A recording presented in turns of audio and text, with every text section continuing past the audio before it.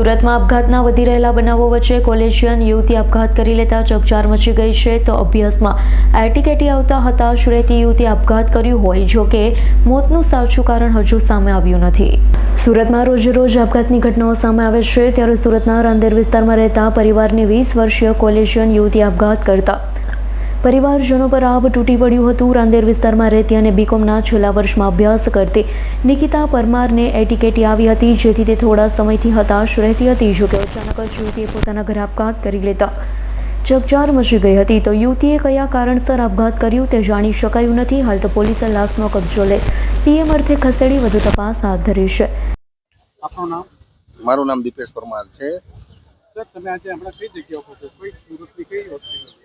અત્યારે અમે સુરતની સર્ટી હોસ્પિટલમાં છીએ। શું ઘટના બની? ઘટનામાં એવું છે કે અમારી દીકરી છે તેને સુસાઇડ કર્યું છે અને શેના કારણે સુસાઇડ કર્યું છે અમને ખબર નથી પણ કોઈ વસ્તુ એવી બની નથી, માત્ર ખાલી ડિપ્રેશનના કારણે ભણવાના કારણે આવું બન્યું છે। દીકરી કેટલા વર્ષની છે? હા, દીકરી 20 વર્ષની છે। સુરતમાં કઈ જગ્યા પર? સુરતમાં અહીંયા રામનગરમાં રહે છે। કઈ અટક પડેલી? પરમાર નિકિતા હરેશભાઈ।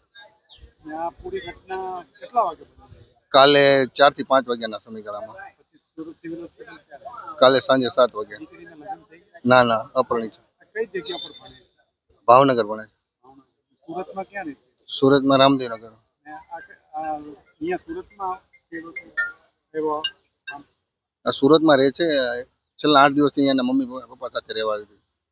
એવો મેસેજ આપતો કે કોઈની દીકરી હવે આપઘાત ના કરે? ના, ખાસ કરીને જેને ભણવા એક કેટી આવી હતી એના કારણે આ બન્યું છે। કોઈની દીકરી ઘણું બધું જીવન લાંબુ હોય છે, આવું ન કરવું જોઈએ।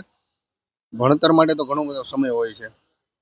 કોઈની દીકરી હવે આપઘાત ના, કોઈની દીકરી માત્ર ભણવા માટે આવું ન થવું જોઈએ કારણ કે જીવન ઘણું લાંબુ હોય છે અને ઉતાર ચઢાવ ઘણા બધા આવતા હોય છે અને એ ઉતાર ચઢાવમાંથી જ આપણે જીવનની એક રાહ ચીંધવાની હોય છે। દીપેશ પરમાર। તમે કોણ છો? હું દીકરીના અંકલ છું। Thank you so much. Bureau report S9 news Surat. અમારી તમામ માહિતીથી અપડેટ રહેવા માટે જોડાયેલા રહો S9 ન્યૂઝ સાથે।